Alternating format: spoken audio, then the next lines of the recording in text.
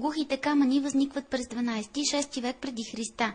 Разположени са между Любимец и Ивайловград в подножието на връх Света Марина, върху 4 скални масива, разделени от дълбоки проломи.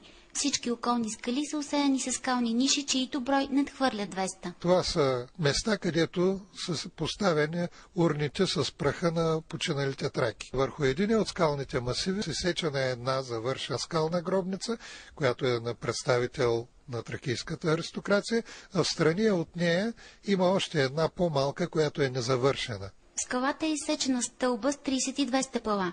Тя отвежда към върха й, където вероятно са извършвани религиозни обреди. Тези обекти в тракийския период са използвани за извършването на различни ритуали, посветени на тракийските вярвания, почита им към слънцето, най-вече към вечно обновяващата се природа. През късната античност, след като християнството става официална религия на Римската империя, на това култово място е бил построен християнски храм, който вече е разрушен от иманяри. Това свещено место запазва своята притегателна сила дори и след въвеждането на християнството по нашите земи. Църквата, не можейки да намери друг начин да се пребори с тези много трайни вярвания на местното население, просто им предава един по-нов, пречупен през призмата на християнския ритуал статус, и използването им като свещени места продължава и през средновековието дори.